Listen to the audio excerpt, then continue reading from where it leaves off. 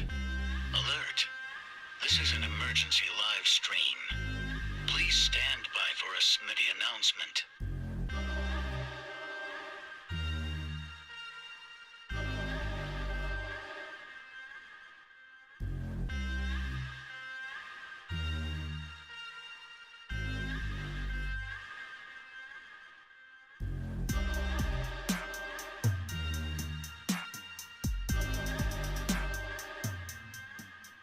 Alert! Alert! This is an emergency live stream. Please stand by for a Smitty announcement.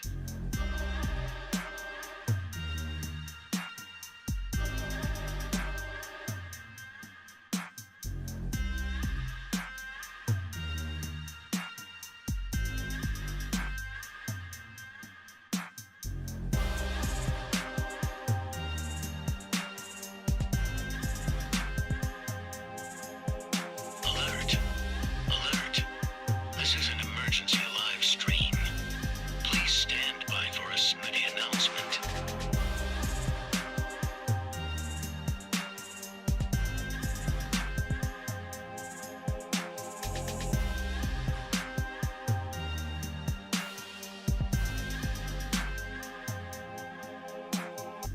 Alert! Alert! This is an emergency live stream. Please stand by for a Smitty announcement.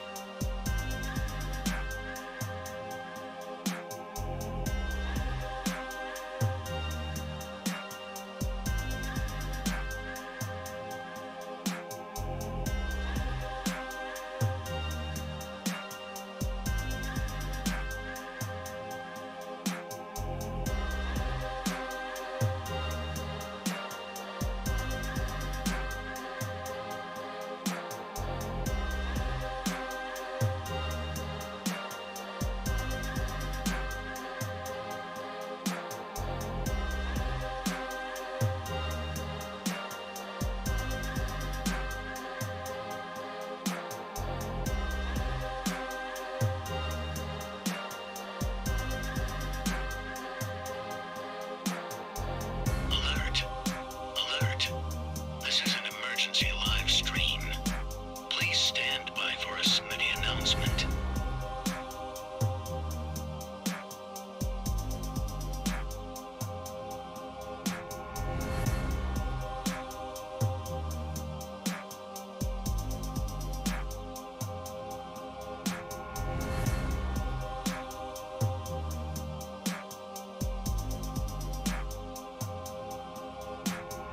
Alert! Alert! This is an emergency live stream.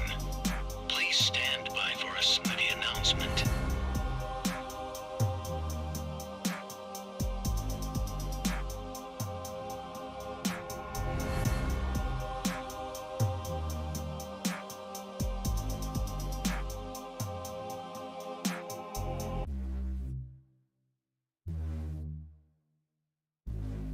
Live from the FantasyFootballShow.com studios.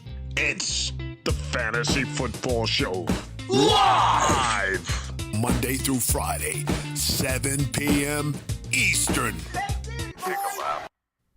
What is going on, good people? We're here for some breaking news. We've got Michael Thomas injured again. Tom Brady should be returning early next week, but what's it all mean? What do we think happened? Why is Tom Brady gone? Does it have an effect on 2022? We're breaking it all down. Let's hit the intro. From the FantasyFootballShow.com news desk, here is your breaking news. So, more Mike Thomas drama. Look, there's a reason that I'm here almost daily telling you to avoid Michael Thomas. And I try and explain a lot of these things with models and such, so that everybody understands, you know, what time it is really when it comes to injuries, and why injuries are such a critical component in fantasy football analysis and predictive technique here. You know, we're out here doing a job, right? We're out here trying to predict what's going to happen next. Are we going to be right as an analyst or as a show? every time? No, we're not. But there is something called avoiding risk that's unnecessary. When you talk about injured players, there is a whole level of disappointment awaiting you around the corner if you continue to go down a road where a player is continuously getting injured. Look at Christian McCaffrey. Christian McCaffrey owes it to you. Christian McCaffrey needs to prove to you he can stay healthy. You don't grab him and just wait and hope it all goes well. You don't grab Cam Akers at third round value and just assume everything's going to be fine. This is why I say be cautious with Barkley. Not that Barkley should be avoided. He had a year. I told everyone to avoid him. I said don't go near him. Not draft him late. Don't go near Barkley last year because the writing was on the wall. What happened? Barkley completely busted all year long. Now he's had a year to get over the ACL recovery process, right? And J.K. Dobbins is a complete avoid. He's on the same track as Barkley. So Barkley's got a year of playing on the injury, getting right. So he's got an opportunity to prove people wrong, right? But you got to draft him in a very safe, protected area. Third round value. Second round, too high. Christian McCaffrey, take him top 5. You're more likely to get burned than you are to hit a home run. Take him at 8, 9, 10. Sure. Why not take that chance on CMC in one league? Big difference taking him at 10 versus 5. While it's still first round, it's double the ADP value. So big difference. With Michael Thomas had an injury to this area right here of his foot. This called the deltoid in the actual ankle that grabs a hold essentially of these two bones, and when you injure it, almost like high ankle sprains, or in the case of Mike Thomas, these two bones were trying to like separate when he'd step. So Slant Boy, who needs that explosion, needed to have that not to be happening for him to be successful. So that's why he struggled so badly and has struggled so badly to get right, because it's a very painful injury where he literally felt like these two bones were trying to separate in his ankle. Now, what happens when you have repetitive issues with your ankle and your foot and we haven't seen you for 2 years? What happens? You compensate trying to get back. And when you have an injury like Akers with a torn Achilles or Mike Thomas with this injury in his foot ankle that make it to where he can't even plant and push off, and he's had setback after setback and hasn't shown us anything for 2 years, what is the most likely scenario? Him to just bounce back and become the player he used to be? Get out of here. The odds of that, there are odds of it. There are odds that it could happen, sure. Just like when I explain on a roulette wheel, when you walk out and look at a roulette wheel, let's go to the marker board, okay? You go to this roulette wheel, okay? And you have all of these slots on the roulette wheel that let's say Mike Thomas. This is the Mike Thomas roulette wheel. MT. How many of these slots are a likely roll of him busting in 2022? Probably, I would say just about 80% of them in my mind. This is the opportunity you have when you spin the wheel and draft Mike Thomas. Maybe this is a success. Maybe this is a mediocre season. Maybe this is a success. Maybe this is mediocre. You literally have so few options when you spin this wheel that this ball is bouncing around and you're going to land in a red X space. That is the best way I can describe ownership of a high-risk player. Okay, you go out and you draft Mike Thomas. You're looking at these odds on a roulette wheel that is Mike Thomas. You're going to have the ball bouncing around. Could it land in this space? Could I be wrong? Could Mike Thomas return to form? It's possible. It's about as possible as this roulette wheel you see right in front of you. So I understand what it is to try and defend and back a doubted player, an underdog player. I mean, heck, we got an underdog promo code. It's called Smitty. Go to Underdog Fantasy, link in the description. Underdog Fantasy, they'll match up to $100 on your first deposit if you're new, and you can play Underdog Fantasy and take advantage of all the values we talk about all the time on the channel, like DK in round 5, Joe Burrow in round 6, 7. Take advantage of that all day long. But it's like you look at these people that buy into this Mike Thomas hype, and what is it? Is it just underdog mentality? Like, I'm rooting for the guy that's down and out. The people that think Mike Thomas can rebound are the same people that like Cam Akers. And the people that like Cam Akers and Mike Thomas are the same people that believe in, I don't know, I'm trying to think of another doubter, Zeke Elliott. If you like Cam Akers and Mike Thomas, you like Zeke Elliott. Look around. The same people drafting those guys are the same people drafting those guys. It's kind of like Leonard Fournette. No offense, put your earmuffs on, Brian. But if you like Leonard Fournette, you probably like Cam Akers and Mike Thomas. It's kind of like they go hand in hand. And it's something about the rooting for the underdog. It makes you feel good. And I understand that. And the psychology behind it. That's why your boy Smitty brings psychology to fantasy football. Because I studied it. I appreciate reeling it into the fantasy football world, meshing them together and trying to make sense of some of the stuff that we see around us. Some of the stuff we see repetitively happening over and over. Michael Thomas has a very low chance of delivering for you as described and shown on this pretend roulette wheel. You want to roll this? That's up to you. I'm telling you to stay away. I've been telling you to stay away. Now he's got another hamstring issue. Now you could say it's a little hamstring issue. Other players have injuries too, Smitty. Are you worried about those players? It's all case by case, guys. If let's say Breece Hall had a little hamstring injury, would I be sounding the alarm? No, because we don't have a repetitive pattern of missing time. Mike Thomas having any injury at all right now is exactly what I predicted to happen because you have compensation injuries. When you come back, look at Dalvin Cook coming back from his ACL tear. Dalvin Cook coming back from his ACL tear. Complete avoid. Why?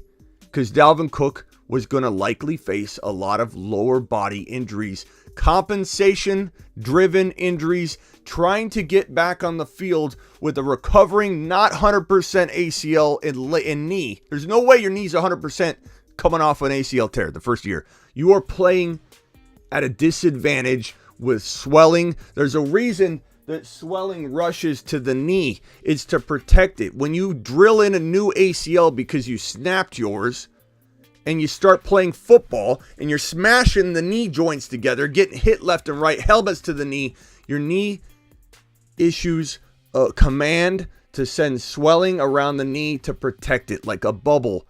It's trying to bubble wrap your knee and it's saying, what's going on here? What is this moron doing to my knee right now? We just fixed the thing. He's out there trying to play pro football. The body wasn't designed to come back 6, 7, 8 months. It just wasn't designed to come back from an ACL tear after 6, 7, 8 months. It most certainly was not designed to come back after 5, 6 months from an Achilles tear, let alone ever if you're a running back. So Michael Thomas, what does anybody think is going to happen? He's going to come back and just be the old Michael Thomas? When you come back from serious injury your first year and you try to play this full season, a lot of times you suffer compensation injuries. Cam Akers most certainly will have some leg injury in the coming weeks and months because he's compensating. It is not his fault. Okay, Cam Akers is going out there and trying to play at 100% when his body's not 100%. And he can't be 100%. Cam Akers won't be 100% for 2 years. And he's going to go out there and try and compensate and try. What does compensating mean? Okay, your knee's not 100%, but you're trying to go 100%. So what do? Your patellar tendon, your quad, your calf, everything's trying to offload some of the force and nervousness you have when you cut because you don't quite trust your knee yet. Or in Mike Thomas's case, he's going to offset a lot of the responsibility when he cuts and pushes off because of the injury that was to this ligament right here. The injury that took place there, he's going to compensate. Maybe more pressure on his heel, maybe more pressure on his foot. You know what? I wouldn't be surprised if Mike Thomas had some sort of Liz Frank or some kind of injury in his foot because he's trying to offload onto his foot instead of his ankle, and it's going to compensate and cause further injury with a player that's already proven to be injury prone. Mike Thomas avoiding another leg injury is a tall order. Cam Akers avoiding another lower body injury is a tall order because he too is compensating. He doesn't have 100% use of that Achilles. It's not his fault. You can't possibly have 100%. So Cam Akers is going to compensate like crazy. Going at 100%, you compensate at 100%, guess what happens? You get injured. So Mike Thomas is a complete avoid for me. You got an upcoming draft. Don't even consider grabbing him in the 5th and 6th round. Not when St. Brown is there. Give me Amon-Ra St. Brown over Mike Thomas every single day of the week. This guy was a top 2 to 5 wide receiver in week 13, in week 14, individually top 5. Not, okay, average it out. He had 2 big weeks in that window of time. It makes him a top 5. No, inside week 13 alone, top 5. Inside week 14, 15, 16, 17, 18, all the way down, this guy was the number 2 overall wide receiver average and top 5 in every single week.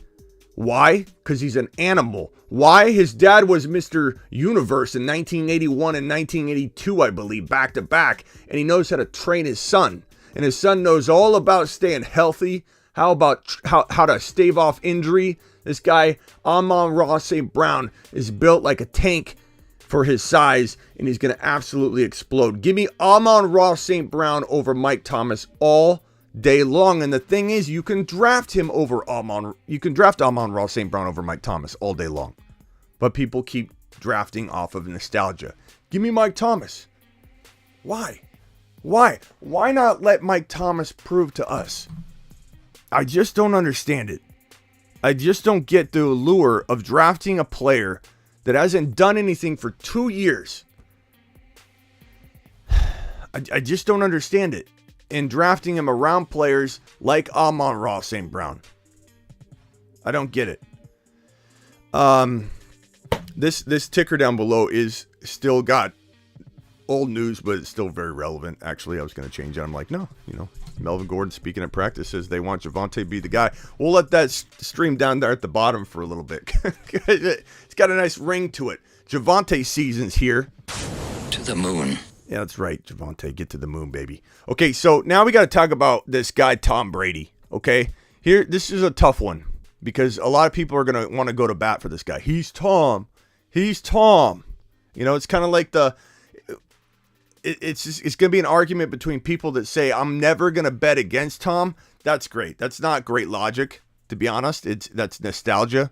That's nostalgic-based logic. I'm never going to bet against Tom. So you're telling me every year you're just gonna invest in him and never assume he's going to fall off? The guy's 45 years old. The decline is most likely right here or next year. I don't care how smart he is. Your body eventually cannot handle the wear and tear of a 17-game season. 18 games including the bye, playoffs, everything that camp. Tom Brady, but Smitty is Tom Brady. It's not logical. I appreciate that stance. It's a nostalgic stance. It's not logical. He's 45 years old. And would the Tom Brady answer this question? Everybody that's going to say, oh, but he's Tom Brady. Everybody's going to say that. Answer me this. Would Tom Brady, even a year ago, but especially 2 or 3 years ago, have ever done what he did this past week and a half? Taken off a big portion of August? The answer is no. The answer is no. Tom Brady of old would never have taken off this amount of time in the most critical time frame. This guy would never have taken off August, any part of August. I don't care what kind of plans he had. I don't care what kind of commitments he had. The Tom Brady 2 or 3 years ago would have canceled those plans. When he decided to come back, he would have told the other, whatever he was doing, unless it was a family like death or something like that, which does not sound like the case. If it is, then we'll reassess that. But if anybody thinks that Tom Brady of old, 2-3 years ago, wouldn't have come back and said, I don't care what plans I had, I'm back in the NFL, things change, it's time to go get a Super Bowl. If you think Tom Brady would have taken time off 2 years ago, you're out of your mind and you don't know Tom Brady. You're sitting here saying he's Tom, I'm never going to bet against Tom, I know Tom. You don't know Tom then. This is not the same Tom. And I think we're going to see that on the field. It's a pattern recognition. What are you noticing about the situation right now? Tom Brady's made comments here or there. You could take him as self-deprecation or just like poking around at his old age when he says things like, sometimes I wonder what I did when I decided to come back. These guys are all young bucks, and I'm not really what I used to be in terms of like, being able to endure all this like hitting and stuff, but he's smart up here. We know he's smart up here. But it's crazy to think that Tom Brady is going to continue to do it year in and year out, regardless of how old he is. It's absolutely ridiculous stance to take, is that it's Tom Brady. I'm never going to bet against Tom Brady. Need your opinion. Who would you trade Mike Williams and Darren Waller for? Would I trade Mike Williams and Darren Waller for CeeDee Lamb and Zach Ertz? Dak is your QB. Mike Williams and Darren Waller for CeeDee Lamb and Ertz. I would do that. I would do that trade. I would take CeeDee Lamb and Hurts. And I'd even consider picking up other tight ends that might be available. There are a plethora of tight ends that might be available that could be as good as Ertz. So drop the available tight ends in your league and let's see if there's anybody on waivers that might be more attractive than Ertz. I like Ertz. Don't drop Ertz. I'm just saying there might be. So we'll take a look at it. But I would do that trade in a heartbeat. Give me CeeDee Lamb. Give me the better player. Ertz is good enough for 1 year. And Waller's old. Waller, I know Ron Navy's going to laugh at that comment. But Waller's not a spring chicken. So it's not like Ertz has that much. He's like 2 years. They're like 2 years difference, I think. If I had to guess. They're 2 years apart. I think Waller's probably 29, 30. If I had to guess, and I think Ertz is probably 31, 32. They're probably 2 years apart, if I had to guess. If anybody wants to confirm their ages, how old they are, let me know. Another super chat. Thank you guys for super chats. Any $4.99 hauler and above is going to get a standing O. So appreciate both of you. You guys are awesome. What's up? Got the 6th pick in my 12-man. Was gonna go with JJ Cup or Eckler if they fall. If not, then Henry, Cook, or Najee. Leaning Henry. Well, Anthony, I appreciate you being here. Welcome to the show for the first time. If you have to be new, because I'm not a big Henry guy at all. But I appreciate you being here. Trust your gut if you like Derrick Henry. Derrick Henry most certainly could have 1 year left. I think the big thing for me, if you want to say, hey, Smitty, why are you not high on Derrick Henry? It's all about jumping before it's too late, not being held with the bag. And if you look at Henry's redraft value,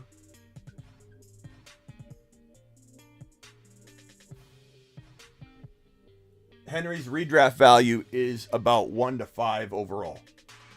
Okay, and his dynasty value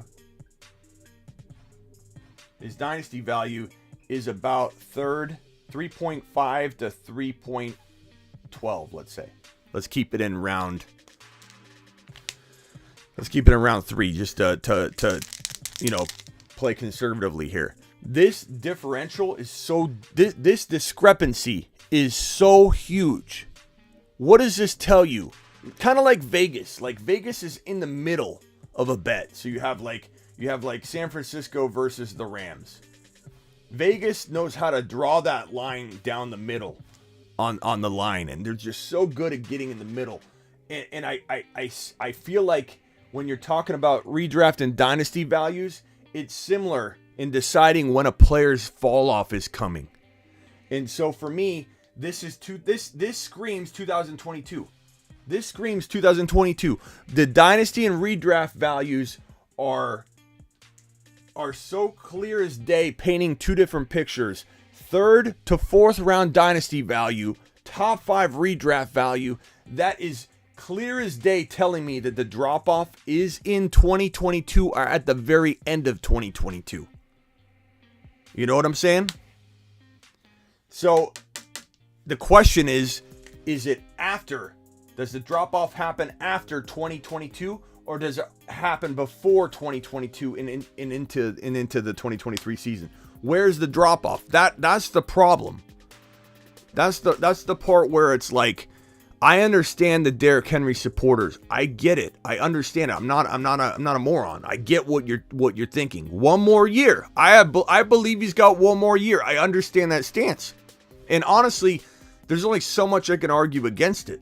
Like, I've given you my reasons for why I think it's time to jump now.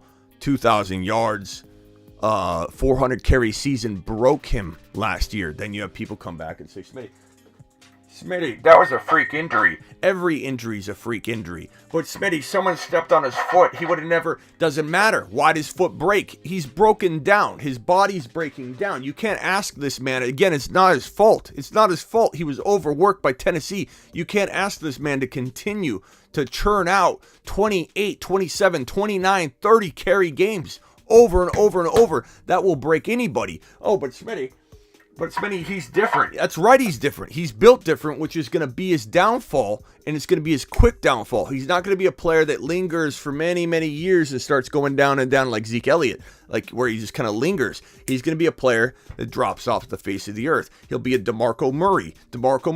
Overworked, boom, drop off. Derrick Henry, overworked, drop off. He's too big of a guy to hit the ground over and over and over. Derrick Henry is eventually, when you look at this right here, again, this tells me top 5 overall value redraft, 3rd round, almost 4th round value in Dynasty. The people have spoken. It's down the middle. This means it's his final year. The question is, am I a year early or am I a year late? That's the whole thing. So, Anthony, to answer the question, if it's Dynasty, and I don't know if this is Dynasty, it looks like I'm going to assume it's redraft. Sorry, I had to sneeze there. If it's Dynasty, then I'm going to say I like Javonte. But the fact that you're considering Henry, it means it's redraft to me. I'm going Najee before I go Henry. I'm going Najee before I go Cook. I'm going with one of the wide receivers before I go any of them, if you believe you can get JT in round 2. If you don't think you can get JT in round 2, Najee and Debo, Najee and whoever, Tyreek Hill would be a better start for you, I believe, is what I'm going to say there. Let's see here. Ron says, if I stepped on a young player's foot, I'd break it, says Ron. Evan says, in the 3rd round, are you taking AJ Brown, ETN, or Hall? I love all 3 of those guys. You actually pinpointed 3 of my favorite 3rd round players. AJ Brown is my safety net. I need a wide receiver. I went running back, and all of a sudden AJ Brown's there. He's my emergency go-to at the wide receiver position in round 3. Love him. ETN and Breece Hall are both almost equally my emergency go-to running backs in round 3. If I go, let's say, Jamar Chase and Debo, or Jamar Chase and Tyreek Hill, and I go wide receiver, and then I'm like, I need to get a running back. If all things are equal, I take best player available, but all things are very close to even, I could lean position of need, which is where Breece Hall and ETN fit in beautifully in the 3rd round, because they're a little bit of a reach. Both of them are kind of a reach at 3.5. And so you're more than likely going to at least see one of them there for you. So if you do go wide receiver, you have a really, really strong shot at having one of those guys there for you, which is fantastic. So I really do like the idea. Is that music too loud? I really do like the idea. I think that music's not too loud. Let me know if it is. I really like the idea of having all 3 of these guys as safety net mechanisms for you with your draft strategy, regardless of what path you go down. Wide receiver, running back, or wide receiver, running back even. Then you, let's just say in a best case scenario, you got Javonte in round 2, you got Jamar Chase in round 1. Okay, let's just make it a balanced approach. Now push comes to shove, who am I taking in the 3rd round? To be honest with you, probably AJ Brown, because you're more than likely to get one of the other running backs in round 4. I love Breece Hall. He's a little bit of a reach in round 3, a little bit, but he's climbing. His 70-plus yard run is going to make his ADP skyrocket, but he has been falling on the regular into round 4. ETN's been falling on the regular into round 4. Now both of them are kind of climbing, so it depends on your position of need, bro. You know what I'm saying? So it does depend. When all things are equal, and all 3 of those are pretty much equal to me, you can lean position of need. That's when best player available can heed the way to position of need. Henry to the moon. Ron loves Henry, and I don't blame you, Ron. I love cheering for Henry. Henry's a fun player to root for. $10 holler, and we got some other. Appreciate you. Let's give another standing ovation. Appreciate everybody dropping the super chat. Love in the room. Hey, bro. Love the show. Been offered Breece and Pacheco and Myles Garrett for JT in Dynasty. I know you don't do IDP. I do IDP. I still don't do a lot of IDP content because it's narrowed down to a big group of people, but the pool of people is a lot smaller, and I just don't touch on IDP too much on the channel. But I mean, this is a tough trade. I would probably say give me JT, but it would depend on your bench. It would depend on your bench. I like Breece Hall a lot. If anybody feels differently about this, let me know. But it's going to fully depend on your bench, and whether this affects you like in a crazy way. So very, very dependent on that. What's the best draft strategy with 3 wide receiver and 2 flex running back full PPR? Ron, Mark, it's always going to be best player available. I wish I could tell you. I need to know your draft slot. If you're drafting at the top, let's say you're at 1, you take JT, right? And then at the 2-3 turn, you're at the mercy of who's left, unfortunately.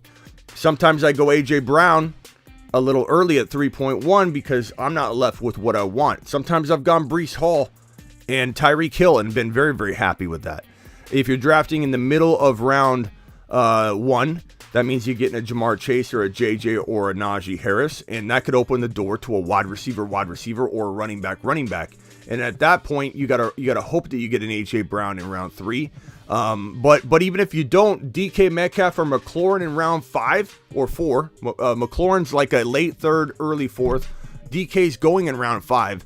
Even in a situation like that, I'm fine with having DK or McLaurin as my number 1 wide receiver, paired with a St. Brown, paired with a Elijah Moore, and having a DK, Elijah Moore, St. Brown trio at wide receiver.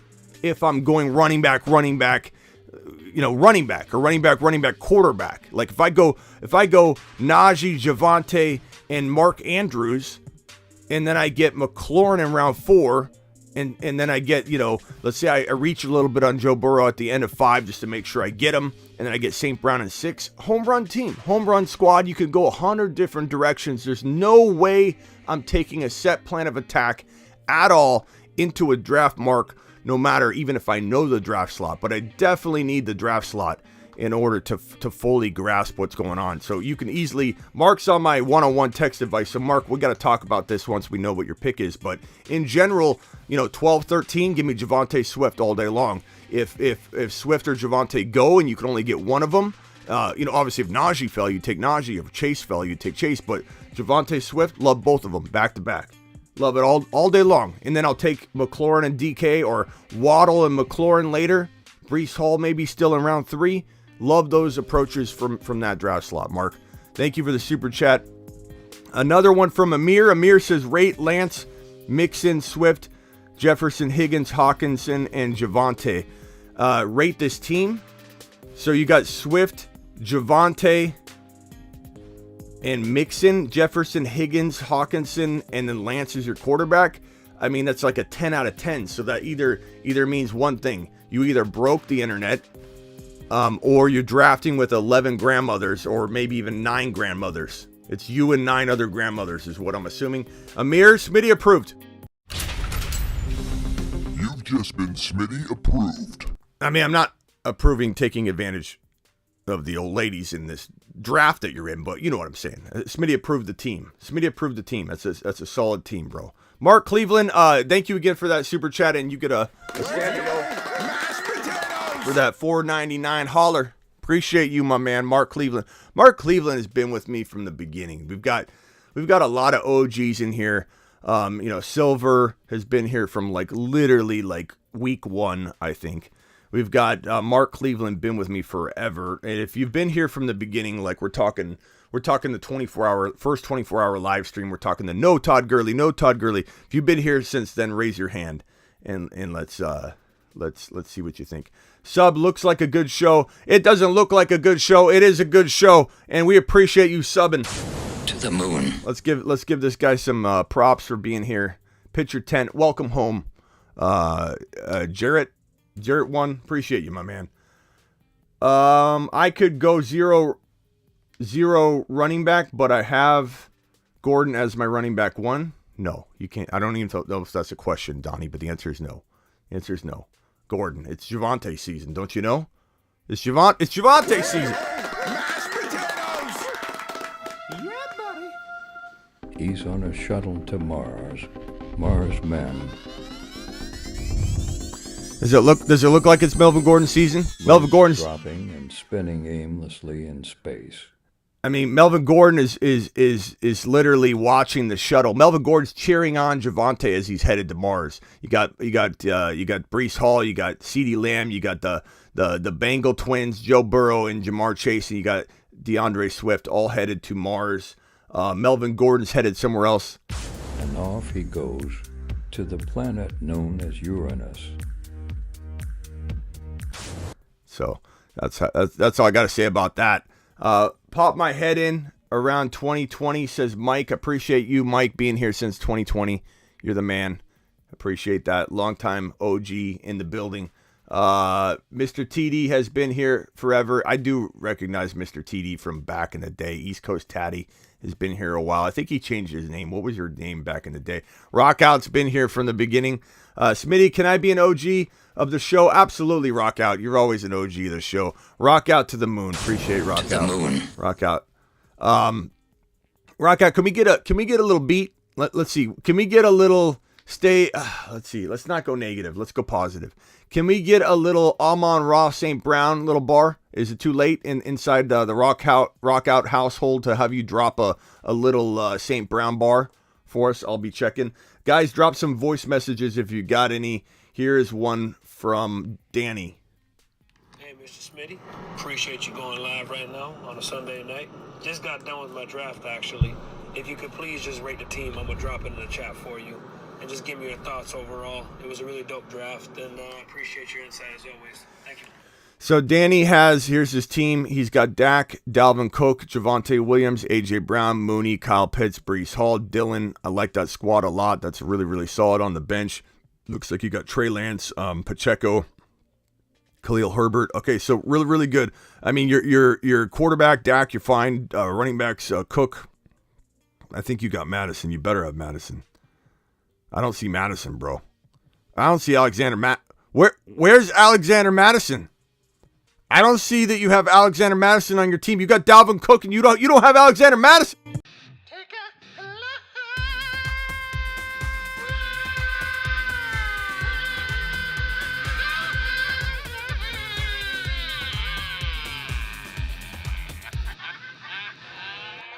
You don't draft. That's like crying in baseball. You don't cry in baseball. You don't draft. Call back, Bill. You don't draft Dalvin Cook without Alexander Madison. Oh. Okay. Maddie can't get sniped. There's no sniping that goes on when you got Alexander Madison and Cook on your sites. There's no he sniped me. You take him around early. Next time you can't let that happen. What's up? You're live on the Fantasy Football Show. Who am I talking to? This is Bill from the Mitten. What's up, Smitty? What's up, Bill? Man, I just want to give you props, man. I really like your vibe. I like the positive energy. I like the show. Michigan, we got you loud and proud here in the Mitten. And man, I want to fly to the moon with you, bro. I love your show. I love the vibe. I can't wait to get this fantasy season and start cracking skulls. You know what I'm saying? Let's go to the moon. To the moon. I appreciate it. Real quick? Can you fire it up? I just did. To the moon. To the moon. To the moon we go, bro. Oh, the St. Brown and Swift. Don't sleep on them Lions, man. Hard knocks coming at you 2022 from the D. We are fantasy relevant. Last year, not fantasy relevant when Swift went down. Hey. This year, intriguing team, stock rising, 5th rated offensive line. Check the stats, boys. Yeah, I don't know about golf, make or break, but we'll see. I mean, it's put up or shut up. They said this guy took the Rams to the Super Bowl. Well, we're putting some talent around him. Let's see what he can do in our offense. Hey, Bill, there are two teams that are very, very underrated. One of them definitely is the Detroit Lions, for sure. And I don't love Goff, but Goff is going to be Tannehill-like. His team's going to be so good that Goff looks like Tannehill looked when this team the Titans were the number 1 seed. I'm not saying the Lions. I'm not saying the Lions are going to win the Super Bowl. I'm not saying the Lions are even going to make the playoffs this year. But they're going to be capable of beating any team on any given Sunday. I don't think they make the playoffs, but they most certainly, I think, will make a push, an unexpected push for the last wild card spot. And the Lions are going to have an exciting season where you might grab one of those very coveted, hard to get wild card spots because they're going to look so good knocking teams off, and people are going to go, this Lions team is just loaded. Imagine if you had a better quarterback than Goff too. I'm not trying to tear Goff down, but imagine if you had Malik Willis. Every team out there in the NFL should be ashamed of themselves for passing on Malik Willis over and over and over. I was scratching my head over and over and over as this guy kept falling past all 32 teams. But I've been a Lions fan my whole life, Schmitty. I was honored enough to watch Barry Sanders for every game of his entire career, saw him play live in person. And it's been a tumultuous love-hate relationship with the Lions. But they're my team. I bleed the Honolulu Blue, and I love the Lions, and I'm high on them this year. The Ikuda injury last year was a killer because we spent a lot of draft capital getting him. How he recovers and comes back, it doesn't sound good in camp. That's going to be a key cog in our defense. But Aiden Hutchinson up front, and then Swift, St. Brown, you bring in DJ Shark, you got Hawkinson, you got Panea Sewell, the kid they drafted who's just a beast of an offensive lineman. You can't say this team is and they have draft capital going forward for the haul they got with Stafford. People are like, well, they should have paid Stafford. They got the best of both worlds. They got 11 years of Matthew Stafford, and they got a haul of draft capital to build a future team around. I mean, I don't know how it could have been scripted any better, Smitty. Oh, you still there? Okay. Sorry, I just went to the restroom. Didn't know you're still. Didn't know you're still talking. Hey, Bill, I appreciate you. I'm just joking. Bill, you're the man. Call back anytime. I love your show, man. Keep it up. The show loves you, Bill. Thanks, brother. Bye. Yeah. Someone said, is that Denny's brother? It sounded a little bit like Denny in the Denny can just continue without a breath, go for like 3 or 4 minutes. Denny might be the world record holder in holding his breath underwater because Denny can talk literally without taking a breath. That might have been his brother.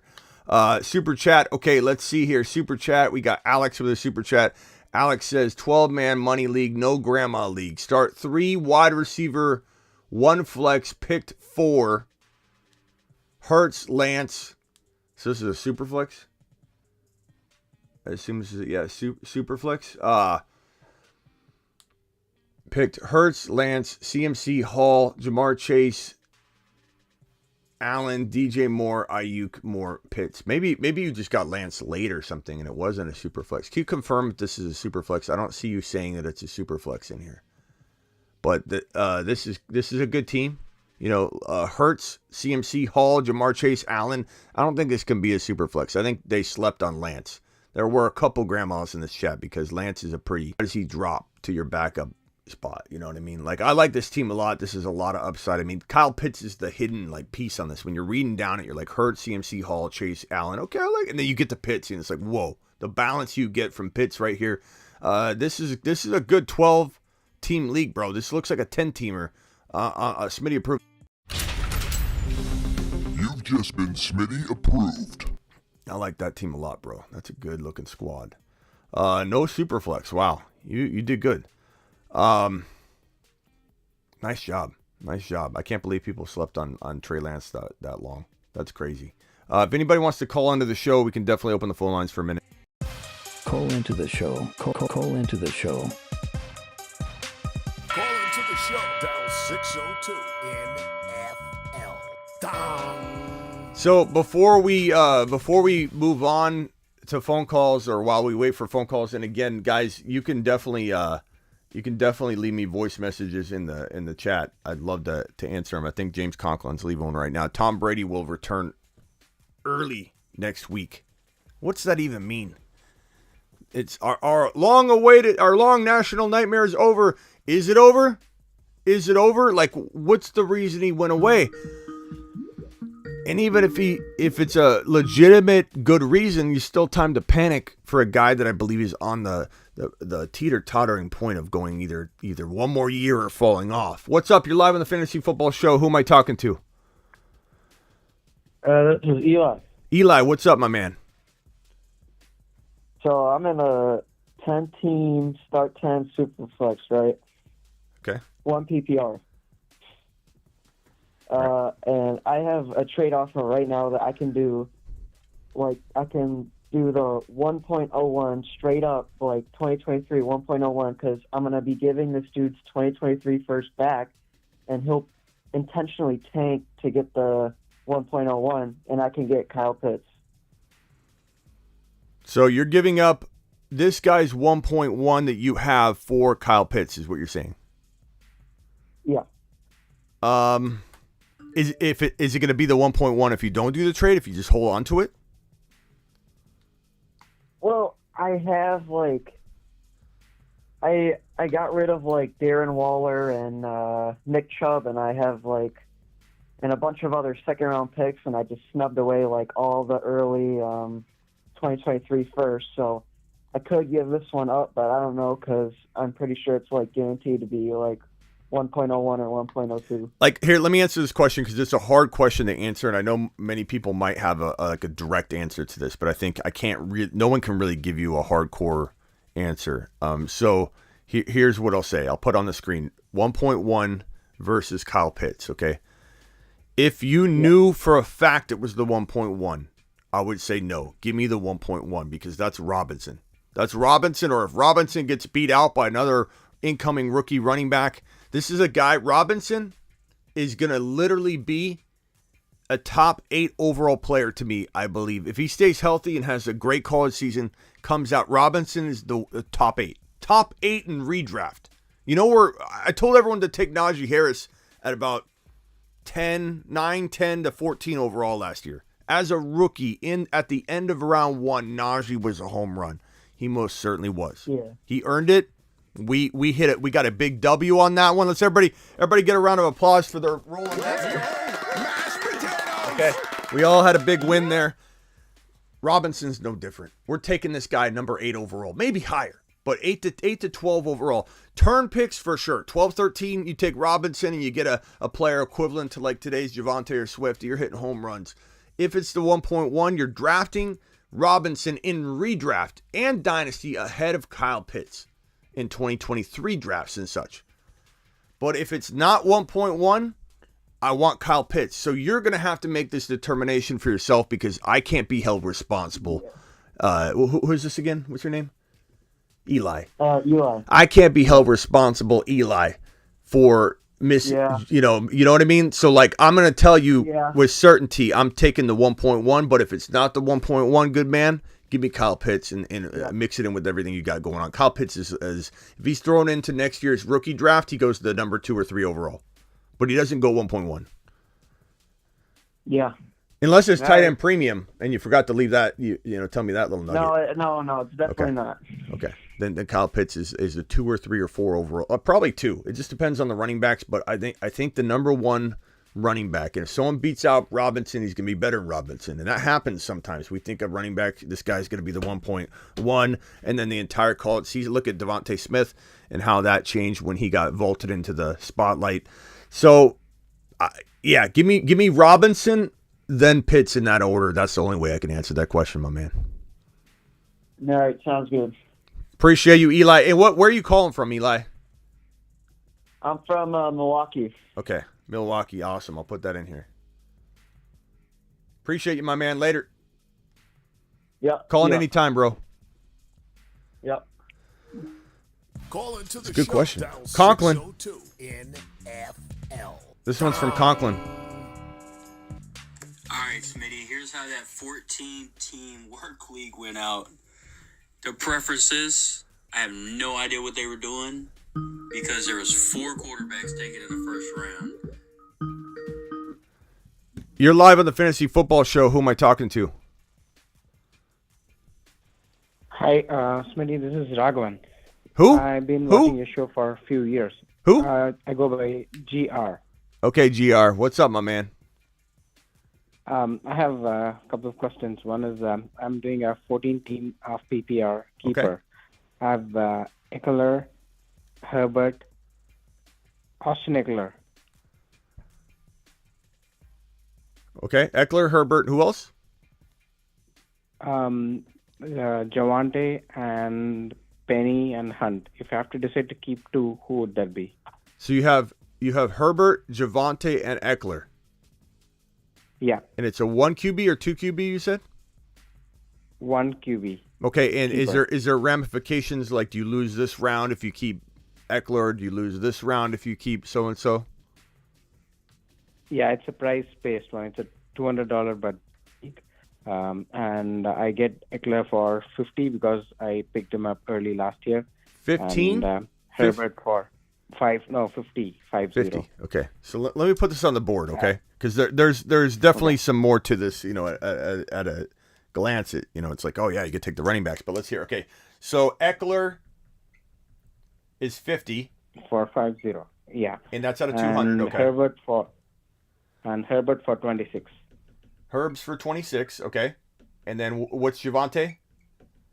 Javante for 35. Javante for 35? Yeah. Appreciate that. Okay. And Penny for 5. Penny for, don't worry about Penny. Penny can kick rocks. Okay. So Javante 20, what was it again? Or the amount? Javante is 35. 35. Sorry, I got excited and I forgot it. Okay. So here's the thing. $200 auction, bro. $200. Yeah. This is almost overpaying for a quarterback when you can get Joe Burrow for probably $13 or $15 or whatever. So this is out.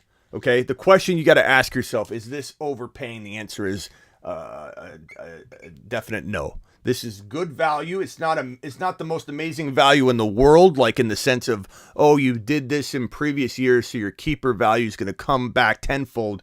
It's still good value.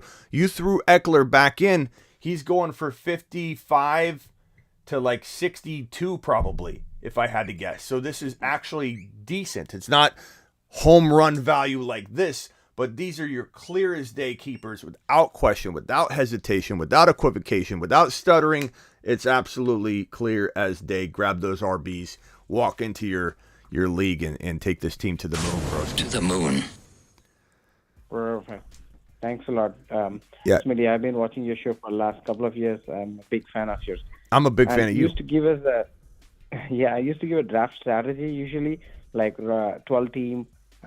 Your stats, like you predicted CD last year, Javante last year, JJ last year, and all. Do you do the round 1, round 2, round 3 strategy this year? I have. There are videos out, the best picks in round 1 and 2, the best picks in 3, 4, and 5, I think, and the best picks in like 7 and 8, 9 or whatever. Those are up on YouTube. Just go to my main YouTube page, click on videos, and scroll down until you see best picks in round 1 and 2, best picks, and you'll see it. You'll be in the thumbnail image. You can't miss it. Yep, I did. No, what I was asking is in terms of strategy. I saw a lot of comments like your fans are posting there, like for PPR, off PPR, Superflex and all. Do you have any specific strategy for those is what I was asking.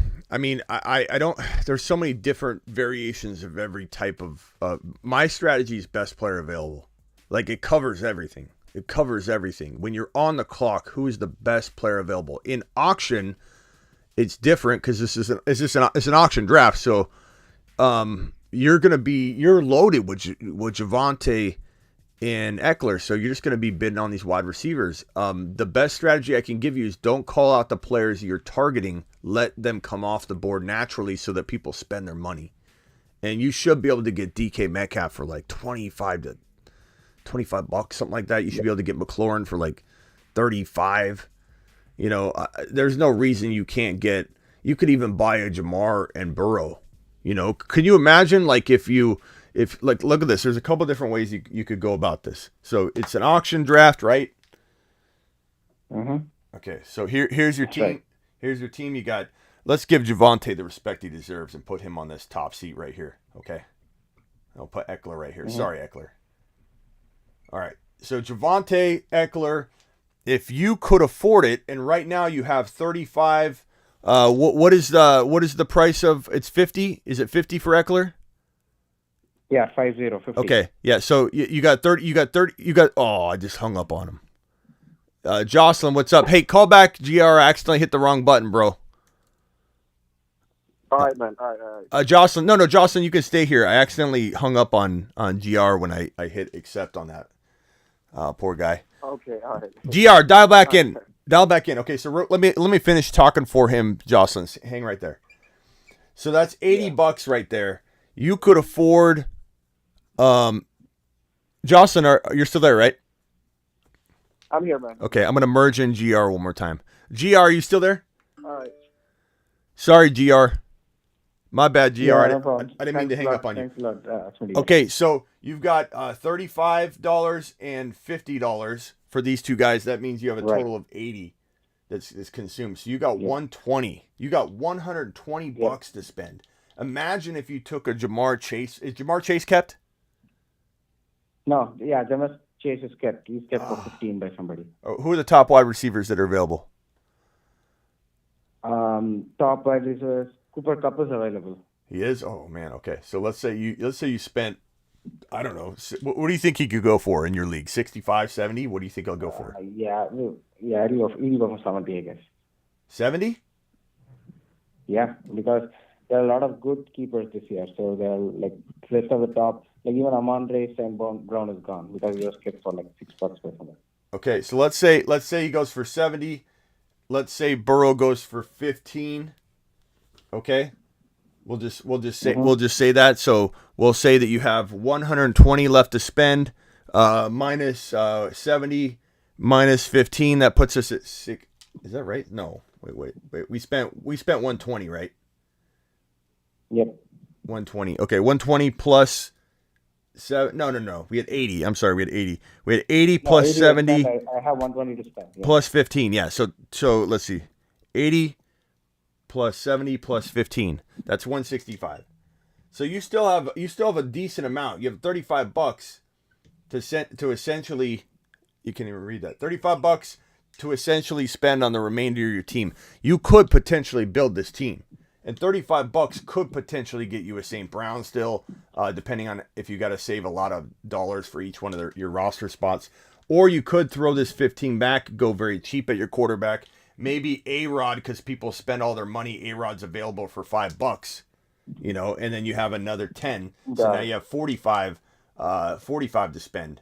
So now you have 40 or whatever amount we were at, $40. So maybe you could get a St. Brown. You could go 100 different ways, but don't be afraid to spend big bucks on Cooper Kupp because you have a boatload of reserve. You don't want to have like $40 extra and be bidding on guys and overbidding on them. You know what I mean?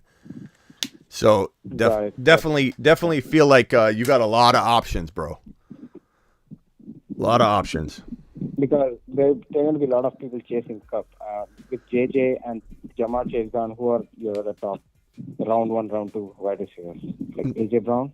AJ Brown's typically a third rounder, and he's a pretty good third rounder. Like, what I like you to get your hands on, let's take away Cooper Kupp at 70, and let's give yourself AJ Brown. Let's give yourself DK Metcalf.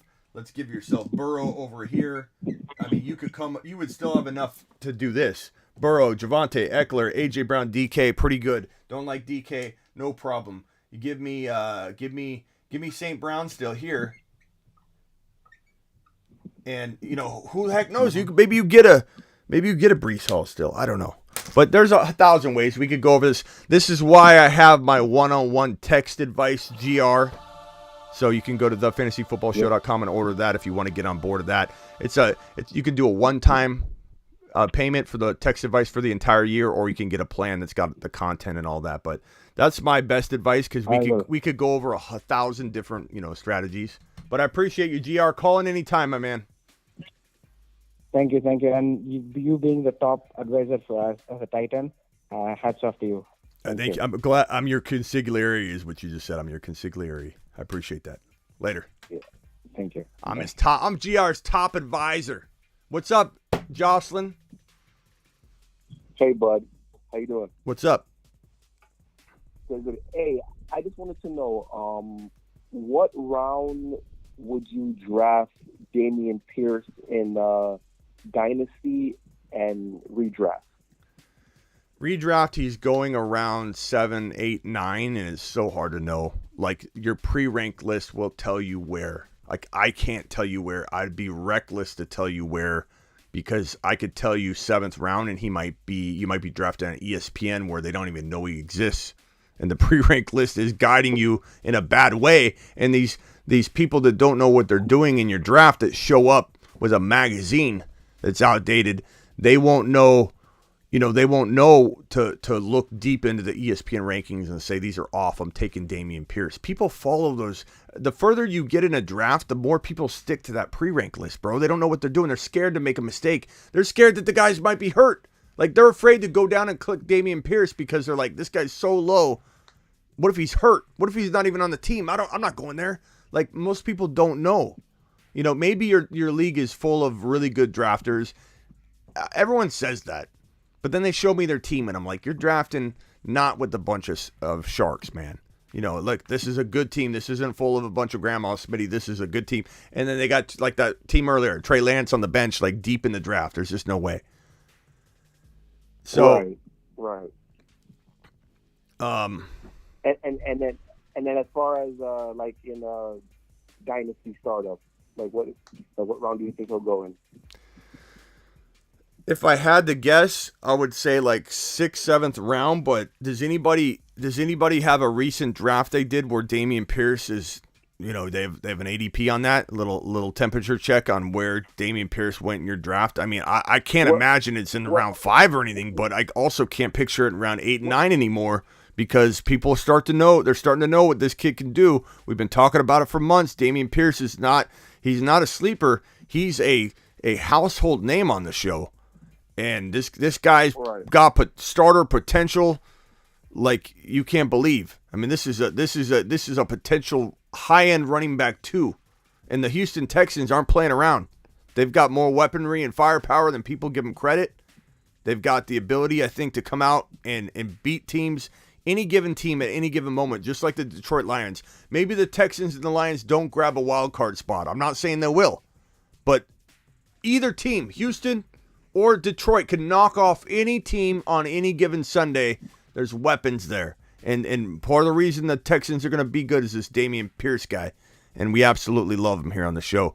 But let's see if anybody has any ideas of where Dameon went in 9 in my league, says Daniel. Was it a Dynasty league, though? That's the information we need. Not anybody. No one else is dropping Pierce the next Foster. Could be. 8-9 turn. Round 10 in this guy's league, Bronco fan. But we don't know. Is that Dynasty, though? I want to make sure we're talking Dynasty. We're talking Dynasty here. I don't know, bro. I'd say 7, 8, 9, and you just got to go off the pre-rank. If you're in round 7, end of round 7, and he's like the 4th ranked running back, he's going soon. If he's the 10th ranked running back, the 10th ranked running back in round 7, then you know he's going to last one more round because more than running backs are going to get drafted. A lot of wide receivers get drafted in that range. So you're going to have like him move, you know, you'll have 4 or 5 running backs get picked off. So if he's the 10th ranked running back, he'll probably be available for your next pick. You know what I'm saying? Right. Okay.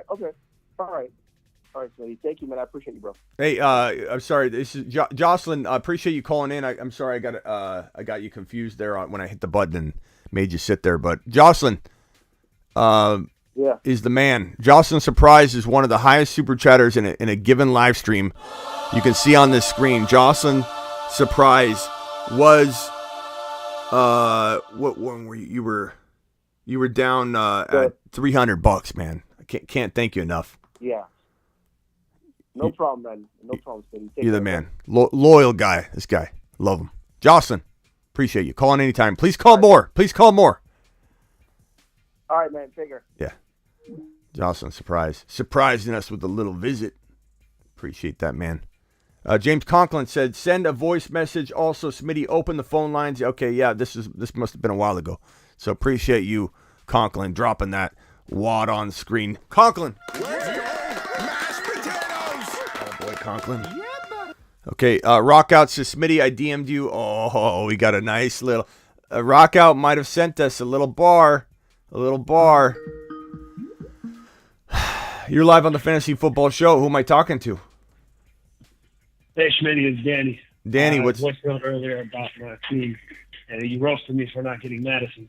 No, Dan. Yeah. Hey, Danny, hold on 1 second. Do you mind waiting and let's hear what this Rock Out's... oh, no worries, man. Okay, let's listen together. Hold on. You gotta get St. Brown in the 6. That's the trick. This how we get like this. Dropping loads all over the field. He be killing. He be reeling, rolling back in the Mac like you don't know. This is how we go. St. Brown on the Mac. Mr. Warrior. His dad was Iron Man. This is how you be the man. He be going Master Jam. He be rolling first to death. This is how St. Brown getting fresh. Attaboy. Hey, what can I help you with, Danny?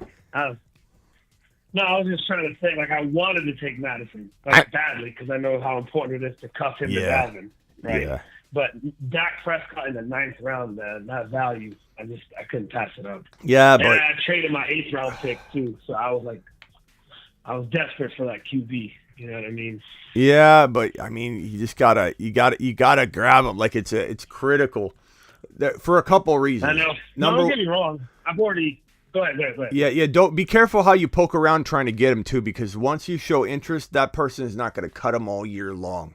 You know, you might have him on the verge of cutting him, and if you start poking at him, he's going to be like, "I'm holding him all year." You might be the reason he doesn't release him like this week, trying to pick up someone. Yeah, just dangles him over your head. You know yeah, I mean? So I just stay away. I don't think you're getting St. Brown from him. Like if you go attack, no one's. I mean, you could try.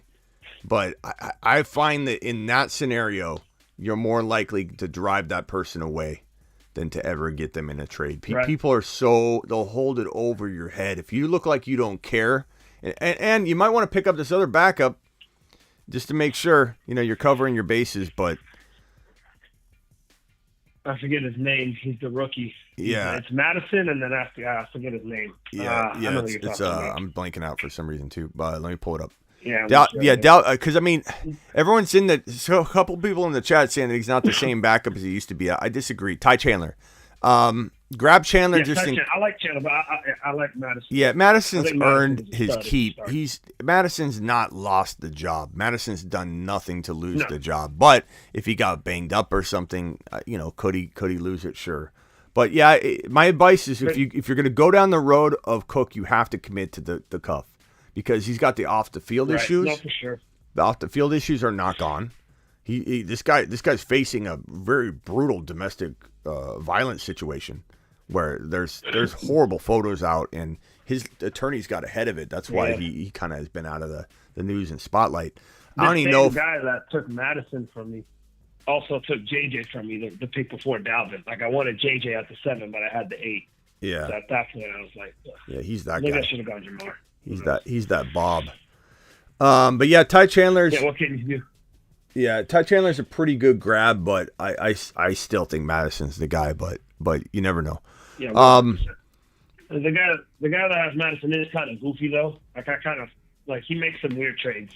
So if I could catch him when he's lacking, you know what I mean. His running back room is really weak. He's got like Melvin Gordon. I don't even know who RB1 is. It's not good. He's got a really bad running back room. Well, maybe you can try and trade him something, but just be careful not to send him away. But I mean, I'm curious to know who was on the board when you took Cook, because you know him about. When I took Dalvin, I can say it right now. So essentially, so I had the 8th pick. Cooper Kupp was gone. JJ was gone. Eckler, McCaffrey, Najee, Derrick Henry, JT, all those guys were gone.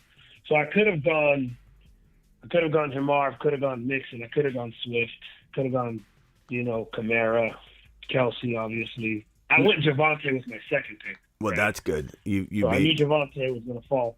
You made me proud there, but yeah, I'm Jamar Chase and Javonte. You can't have a better start than that. But hey, I thought about it.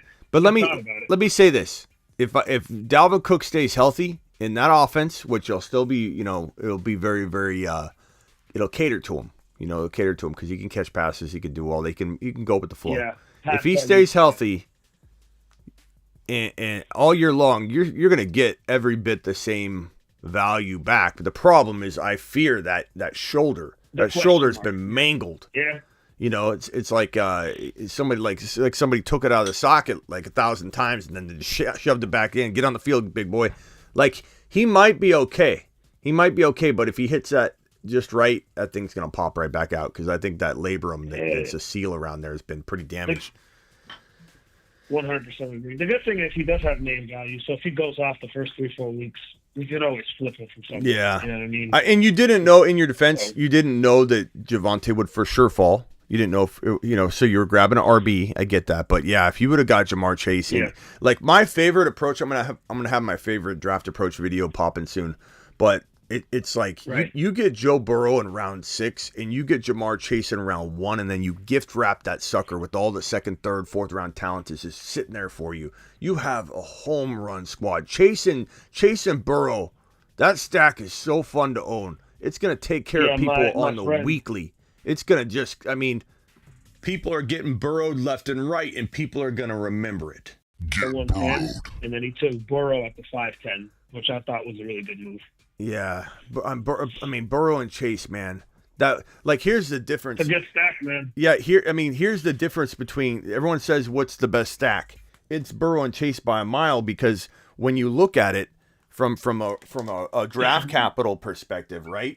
You've got round 1, round 2, round 3, round 4. I don't know if you can see this. You can watch the replay to see what I'm doing. But you've got, back in the day, you had Hill go right here. And you had Mahomes go right around the 2-3 turns. So let's just put it right here. That's a lot of draft capital tied up in 2 players that are on the same team. Because if KC has a bad game, you've got pretty decent guys. But these guys trying to carry you, you're not going to win your week. When you take Jamar Chase here and Joe Burrow here, you literally have 2nd, 3rd, 4th, 5th round value to carry your team. You can stack your team with high upside players. Yeah, and if the Bengals are playing bad, they're throwing the ball. So it's like, and not that the KC Chiefs wouldn't be, but this capital is different.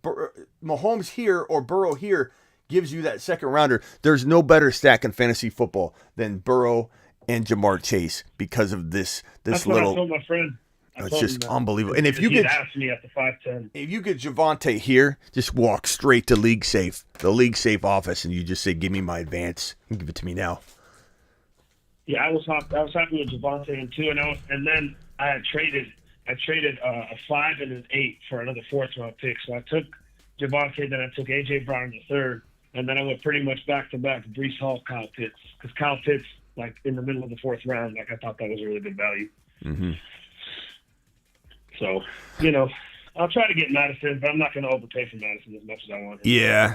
Hey, Danny, your team's still very, very good. I'm sorry I overshadowed your moment here by making you take a lap. No, it's all good. It's all love. Laps are good. Yeah, but let's look at this team here. So you got Dak, you got Cook, you got Javonte Williams, you got AJ Brown, you got Mooney, you got Kyle Pitts, Breece Hall. Like, can I just say this, AJ Dillon? Like, you have to have a top 4 team. So, like, I'm sorry I took that in the direction I did. It was more of a moment. It was a teaching tool, a teaching moment. But looking at your squad, for everybody that wants to know, I made him take a lap, and he's got a top 4, top 5 team, and I shouldn't have done that. Dak Prescott, Dalvin Cook, Javonte Williams, A.J. Brown, Mooney, Kyle Pitts, Breece Hall, A.J. Dillon. Like, that's a squad. That is a squad, bro. Well, and then I ended up getting Trey Lance in the 12th round. I didn't need the quarterback, but like Trey Lance in the 12th round, even if it's single QB, I'm taking that value all day. I don't care. Bro, you were smashing. Smashing at your draft, bro. Good draft, too. There's some nutty picks. It's a fairly competitive league. There's a few nutty players, but for the most part, we're all serious about it. So it was a fun time. Yeah. I'm happy with the results. All right, my man. I appreciate you calling in. Call back anytime. Thank you, Where are you calling from? You Where are you calling from, by the way? Tampa. Actually. Tampa Bay. Okay. Ron Navy's kind of near Ron Navy. You're a Ron Navy. Bucks all day, baby. Yeah, Ron Navy, I think he's more of a Kirk Cousins guy, but he's more of a. It's okay, I like Kirk. He's more of a. I think he's more of a. He's a Steelers fan though. He's a Steelers fan. I got Nazi in Dynasty, so it's all good. Ron Navy's a Steelers fan that wears a Kirk Cousins jersey. We can't figure it out, but that's goofy. It's a little strange. All right. I like Cousins though. Cousins is sneaky in 2 QB. Yeah. Sneaky pickup if he falls deep enough. All right, man. Appreciate you. Call back. Yeah, thanks, Schmitty. Yeah, call back anytime. Be safe, dog. I just triggered it. Yes, I'm sir. sure. Yeah, see ya. I'm sure I just triggered a Ron Navy Yes, call. sir. I think I just triggered a Ron Navy call. Ron Navy incoming call. I could smell it. I could smell it. GR, appreciate you. Hats off to you for being the Topps tight end ranking predictor. Actually, bro, now we are the number 1 quarterback ranker in the entire industry. Your boy Smitty over the last 3 years is the number 1 quarterback ranker in the fantasy industry according to Fantasy Pros. Out of the last 3 years, the average of the last 3 years, your boy Smitty's number 1 in the entire fantasy football industry. So we're switching that over from the tight end whisperer to the quarterback whisperer. Let's go. Hey, you're live on the Fantasy Football Show. Who am I talking to? Hey, this is Nick. Hey, so I just did my draft today. I got dude, sorry I lost my voice. I was watching the Usman play yesterday. But yeah, from Chicago, but I did my draft today. I was thinking about like Lazard. Why is there like so much hate on Lazard? I know he's not like the best route runner, but he's got like that wide receiver one thing going on, right? I mean, have you been watching Dubs, bro? Dobbs, the Dub man. Dobbs has been looking. Yeah, I've seen. But I mean, Aaron Rodgers don't like the rookies, right? Does he not like the rookies, or has he never had to rely on rookies like he has this year? He has nobody in his wide receiver room, bro. You can't compare the past when he's got Jordy Nelson, he's got Devontae Adams. What good is a rookie wide receiver to him? He doesn't need him. This is different. He's literally leading a bunch of inexperienced wide receivers in Lazard while he's got good, experience. And I did like him for a while, and I'm not saying I don't like him, but Dobbs is showing that he's got the ability to pick things up quick. And when you spoon feed a rookie, and think about it, okay, look at Jamar Chase, look at Justin Jefferson, and I'm not saying Dobbs is that guy. I'm just saying rookies no longer have this limiter on them that makes them to where it's a 3rd-year breakout. No, not anymore. And if anybody can force feed, like Big Ben could have made anybody a star by peppering targets. Aaron Rodgers is like the next biggest, peppering target quarterback. And so Dobbs is probably in the best position out of all the rookies if he gets fed. If he gets fed, he's going to blow up. Dude, I've seen him. He made that crazy catch, ain't it, the other day? Dude, nuts. Yeah, he does it all though. He's good at the catching that touchdown, snagging that touchdown grab proved to me he's what Aaron Rodgers wants. Like if he was making plays or he broke off a long run or a long touchdown catch, it'd be one thing. But to see him dominate in the red zone goal line situation, that's where I think he's going to get fed 8 to 10 TDs. If he's used. I can't guarantee he'll be used, but this kid looks different. Pickens and Dobbs look different. They just look different. They're not. Yeah. They're not your typical okay, it's a preseason breakout. They look different. They look like they're beasting out there. And there's going to be opportunity for both of them. And I know people think Pickens won't be fed, but let me just tell you something, man. Pickett. Dude, I seen that tiptoe catch in the back of the end zone. That was insane, man. Yeah, I mean Pickett's gonna have no ties to Deontay Johnson. I know everyone wants to assume that what Deontay did last year and leading up into this year is going to give him some kind of like guaranteed he's the wide receiver one of the future. The contract, I know everybody wants it, and I get it. I get it. The metrics, all the conversions, I get it. But a rookie quarterback is going to come in practicing with the rookie wide receiver, and they're going to have a very special rapport. Yeah, for sure. And Pickett to Pickens. I mean, you can't even make that up. You know, Pickett's going to pick Pickens. That just sounds like a duo, man. Yeah. Pickett to Pickens. What else you got? Yep. And then, so like my team's looking good. I mean, I picked Najee Harris. I got Brian Robinson in the late rounds. I actually snagged Pierce too, and I got Devin Singletary as my like starting running backs. So we'll see, man. We'll see. Yeah. Appreciate you, man. Hey, take care, man. Yeah, call in anytime. You said this was Nick, right? Where are you calling from, Nick? Yeah, Chicago. Chicago. Attaboy. I like to put everybody in cities. Yeah, the Bears, man. Come on, man. Yeah, we got a lot of East Coast people. It's so weird. Like, I would say like 80% of the show is from the East Coast. And that's weird because I go live so late. And everybody complains about it, but they show up. Yeah, no. You know, you guys show up anyway, but it's always complaining. You're so live, so late, Smitty. It's 3 a.m. And it's like, I have so many East Coast people. Like, why are we got to get the West Coast people on here too? I don't even. I'm in the West Coast. That's Where are my what I'm people? saying. All right. Appreciate you, man. All right, take care. Later. It's crazy, man. What's up, Joel? Joel in the house. What's up, Jace? Appreciate you. Still recovering from, Callaway did burn. Like let's just be honest. I missed on Callaway. I liked Callaway a lot, and so Dobbs reminds me a little bit of Callaway too. But Callaway was talented. I just feel like bad hand. It was a bad hand. I liked him. Alex is from Cali. Look, we're gonna hit some. We're gonna miss some. You know. We're not going to hit everything. You're live on the Fantasy Football Show. Who am I talking to? Double A in the house. Double A. I forget. What city are you in? The Big O, Omaha, Nebraska, baby. Okay. What's up, man? Hey, I wanted to ask you about, we were talking about Dalvin Cook's unimpressive shoulder. I have the second pick in a keeper redraft. And I'm assuming that the guy has number one, going to take Christian McCaffrey. And I'm choosing between Dalvin Cook.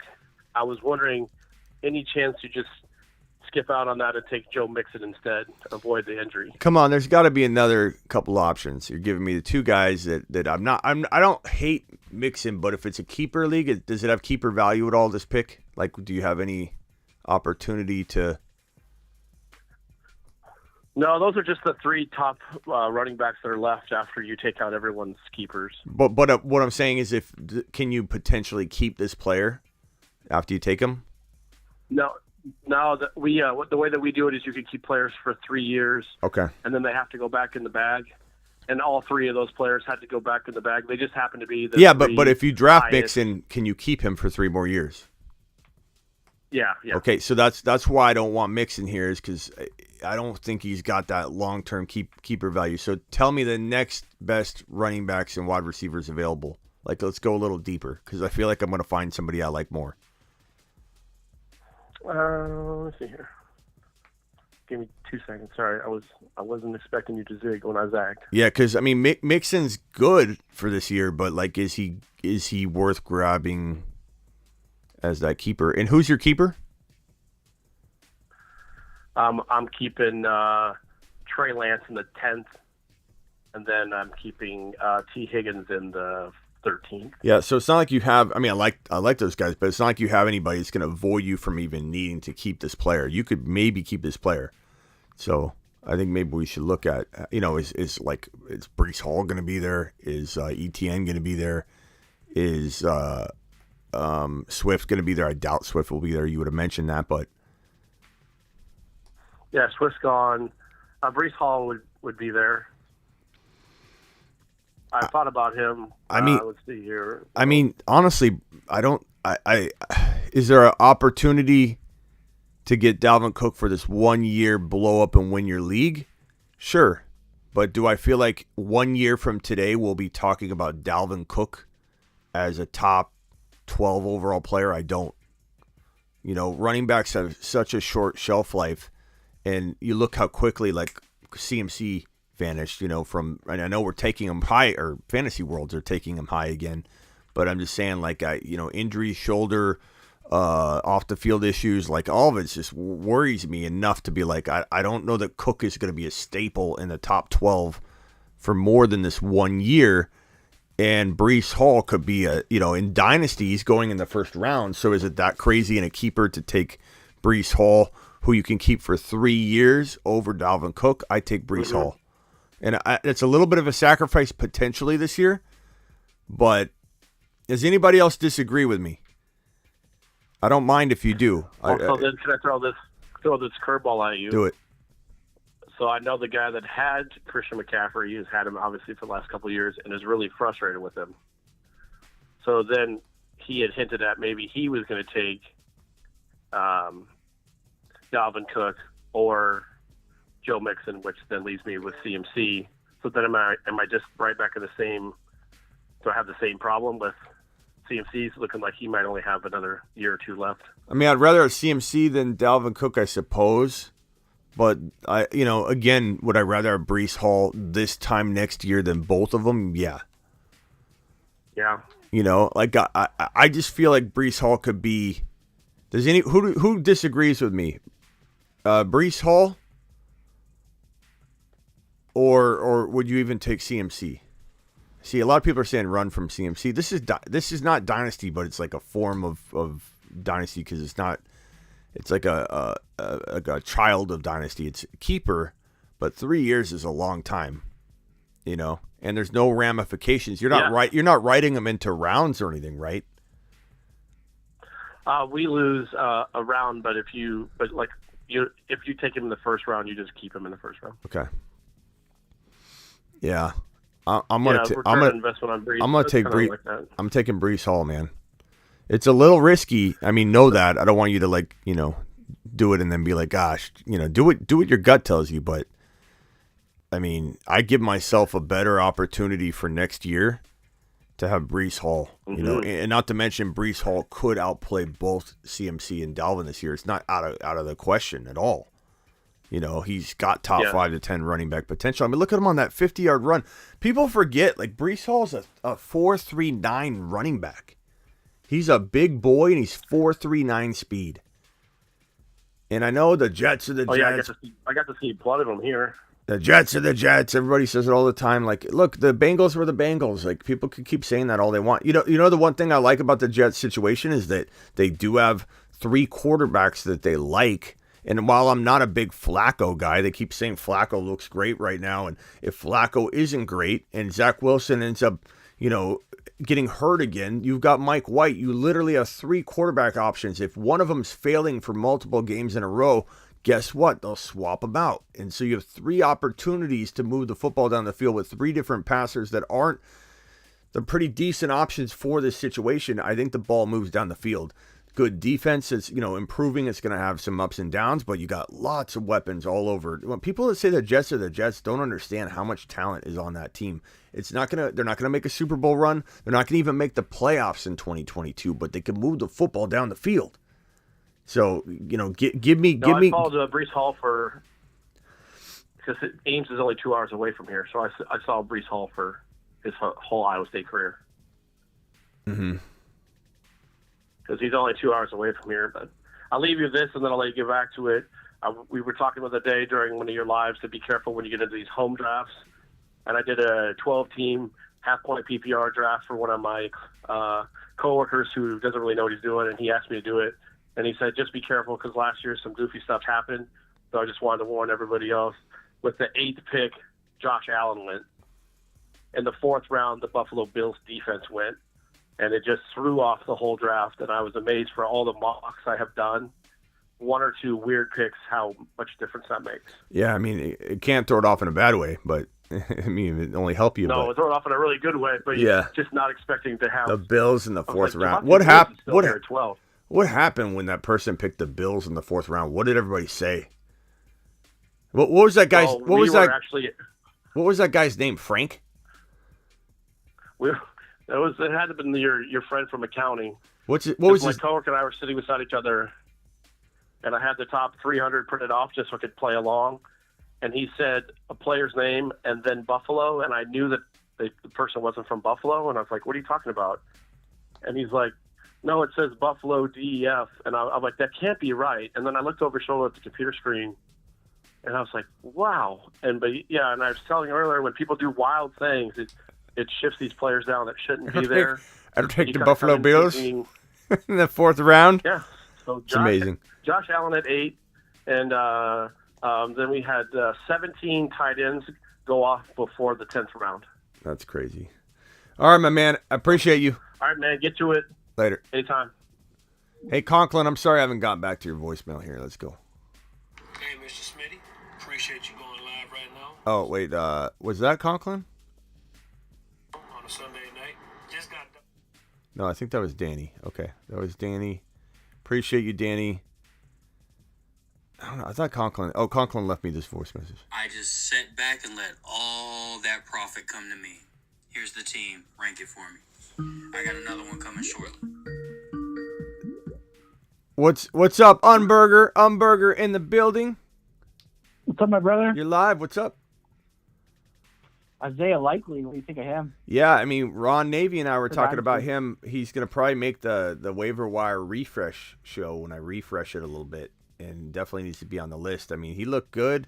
You do wonder how they're going to use, what are they going to use, double tight ends, implement a new setup for Lamar, and just make things even more complicated for Lamar to have a good year. I'm so worried about Lamar in this offense. I feel like Tyler Huntley's starting multiple games this year through an injury because they're putting Lamar in a tough position, taking away his number one wide receiver, wanting to run the ball more than ever. Every time they've tried to force Lamar to play a certain way and not play himself, play his game, it doesn't work out well, and they got to revert back. They got no running backs. They got an all ACL running back crew. Tyler the Beatty Batty's the only guy that I like there in that running back room.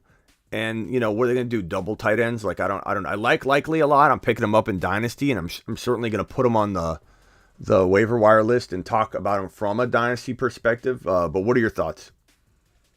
I'm just wondering how much you paid for him. 105, what percent? I mean, I'm not. I mean, I'll put $1 or $2 on him in case somebody's trying to buy him for free. But hey, let's get Conklin's team rated here because every time I try and do it, someone calls. So help me out, okay? Henry is his first round pick. Swift is his second round pick. Kyle Pitts is his third round pick. Etienne's his fourth round pick. Judy at 5. Ken Walker at 6. A little early on Ken Walker, bro, just because he's fallen later. But the ADPs have moved up and have not since moved down since his surgery, so maybe he had to take him there based on the ADP rank. Eli Moore, Brandon Ayuk. It's a good team.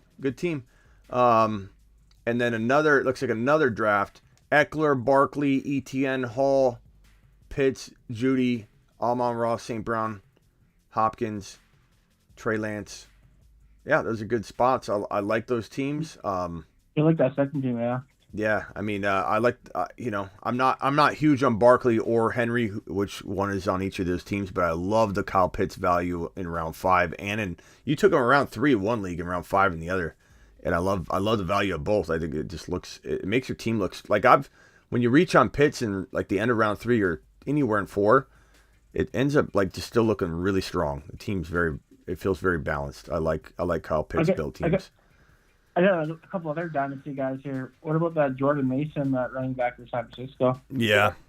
I mean, he's the Mitchell, right? Ty Davis Price is the backup, in my opinion. He looked great, too. He looked great. He's not going to give the job to Jordan Mason unless Ty Davis Price gets hurt. Terry says 207 in here and only 109 likes. We literally need to double the likes. Appreciate you, Terry. And it would help the channel out. If I'm bringing you value at all, we've been live for an hour and 34 minutes. Appreciate that. Go ahead. I'm sorry, Hamburger. Yeah. Then I picked a couple guys on Dynasty. I picked up 3 guys. I picked up Jordan Mason, Jody Fortson, Jody Fortson, and Eric Zucana. He plays for the Miami. He had a big game on Friday. I like Jordan Mason. What do you know about him? Jordan Mason's pretty good. Him and Price together, like I like if you don't even draft Mitchell, if you draft Jordan Mason in a deep league with Ty Davis Price, and you're gonna get like 4 or 5 starts out of that. This is a Dynasty, yeah. What about the Eric Zucana for Miami? I don't know what your language you're speaking to me, Umberger.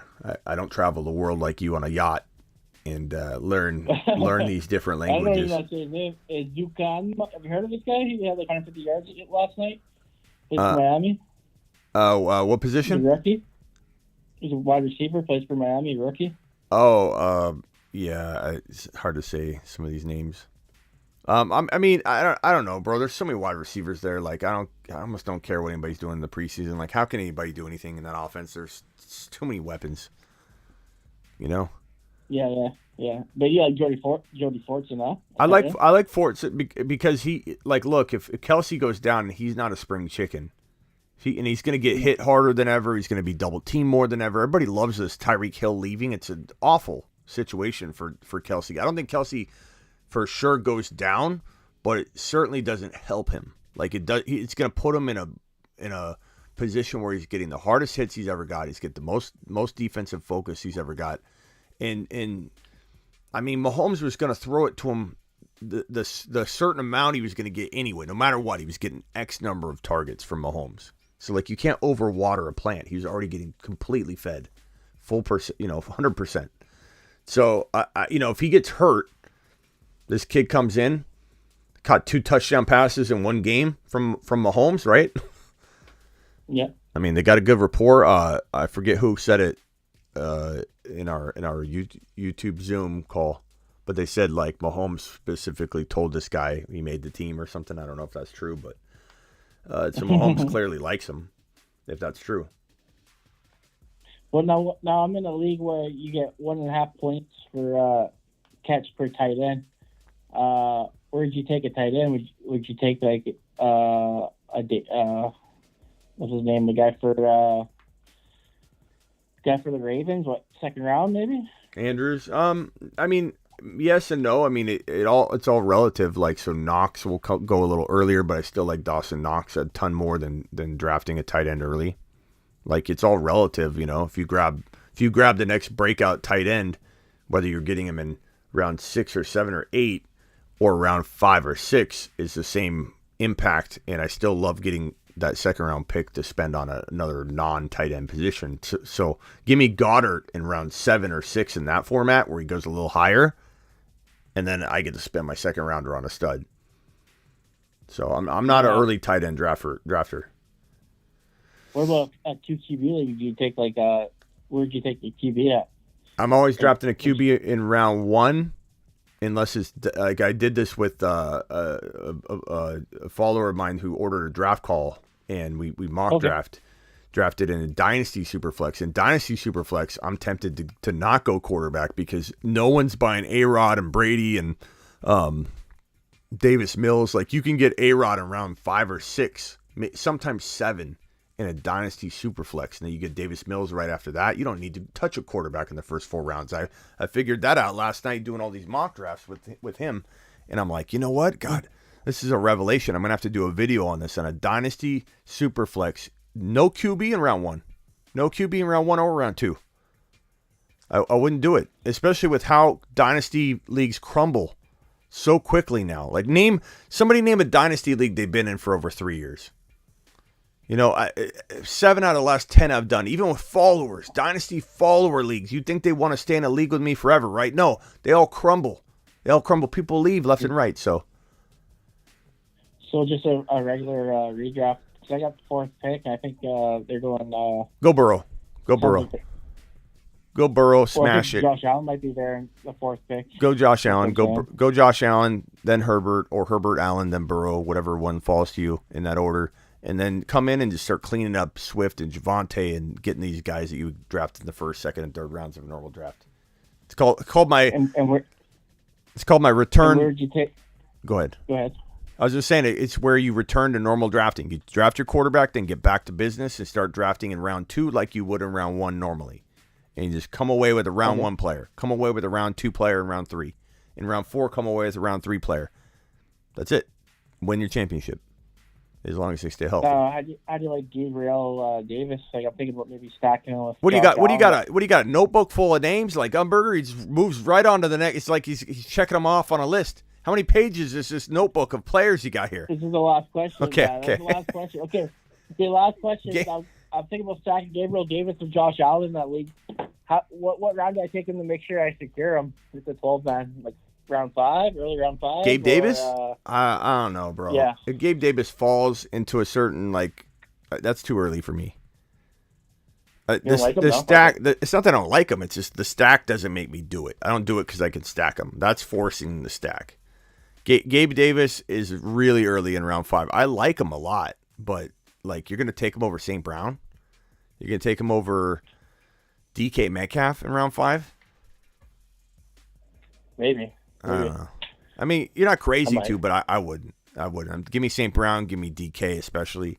And then give me him like round 7. But if he doesn't fall to round 7, so be it. I'm not going to chase him. You know? Okay, that's cool. Seems to. Yeah, Hey, no, I'm just kidding with you, thanks Umberger. for- If you got another one, hit me. No, man, I think the list is already checked off. All right, get that next notebook full. Go, my guy. All right, start writing down another 10, 15 names and get back to me next show. Sounds good, man. You All right, take care, later. man. All right, we are going to end it tonight anyway because it is running a little late. We'll be back tomorrow. You know me. I'm live. I'm live Monday through Friday, but I'm live Monday through Friday, 7 p.m. Eastern, every single Monday through Friday. But I'm also live whenever news breaks. So if news breaks, your boy Smitty's on it. I'm out here dropping the goodness on you. How many thumbs up we have? 120. We got 200 people in here. And we got 121 thumbs up. There are literally about 80 of you that just, all you got to do is punch that little button. It helps me so much. This little tippy tap. Just a little tippy tap on that thumb up button. Avatar with a super chat. What else we got? We got any other super chats? Avatar with a super chat. Did I miss anybody else? The last super chat before that was GR. Thank you, GR. Appreciate you. Avatar says, Smitty, if I draft Kelsey in the second, should I cuff him to Blake Bell? You're going to cuff him to that other guy we've been talking about, Folston. You're going to cuff him because Bell ain't the backup, bro. This guy seems like he's the backup. This Folston guy, or Folston. How do you say his name? Can't even say his name. Let's see. Let me put it on screen so you can see it. Dude caught 2 touchdowns today. I mean, I don't know. I mean, maybe he's not the back. We don't know. We don't know who the backup is, but I do feel like this. Mahomes wanted this kid. It's right here. He's actually 4th on the depth chart, but I don't think that's true. So here's the dude I would cuff him to, bro. But I don't know that I'd take Kelsey in the second round, to be honest. But I'd take him at the turn, Avatar, like the 2-3 turn, and then I would cuff him. Here's the dude. Fortson. I kept saying Forston. Fortson. 26. So he's not a spring chicken, but he's definitely got a lot of time. Decent amount of time left. It's surprisingly, I thought he would be like 23 years old, but 230 pounds, 6'6", monster. Fortson. That's who I'd cuff. I mean, he's not the backup yet, but he should be, and he probably will be. Appreciate you, brother. Looking forward to this year. Go, if you haven't watched, I've already released the pre-week 1 waiver wire show. It's the video before this. It's already up. Let's go. 1,000 thumbs up. Says GR. Punch that thumb up button. We got 131. Please punch it on the way out the door. 185 eyeballs. I'll see you tomorrow. Live tomorrow if there's breaking news. And of course, I'll be live for the Monday through Friday show, which is always at 7 p.m. Eastern, Monday through Friday. I will see you all later. Appreciate every single one of you. Peace out.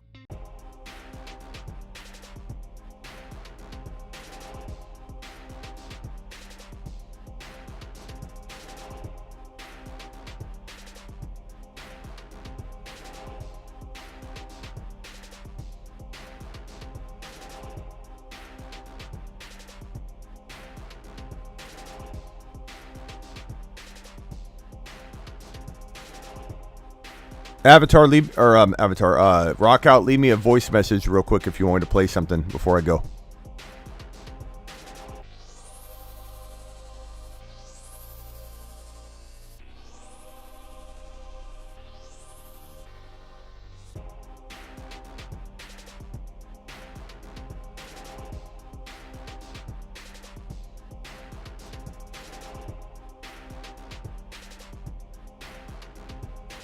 Don't forget to check out my content at thefantasyfootballshow.com. Thefantasyfootballshow.com. Thank you, Terry.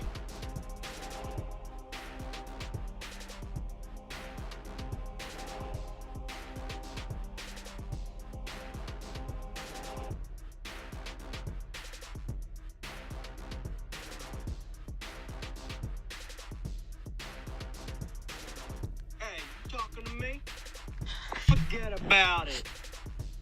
You gotta beat the man to be the man. Woo! Say Brown to the moon, man.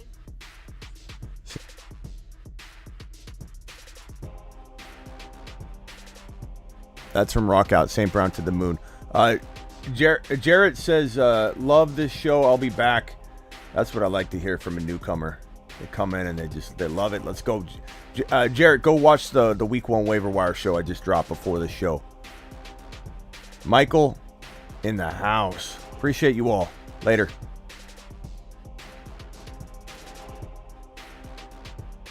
People are getting burrowed left and right, and people are going to remember it. Get burrowed.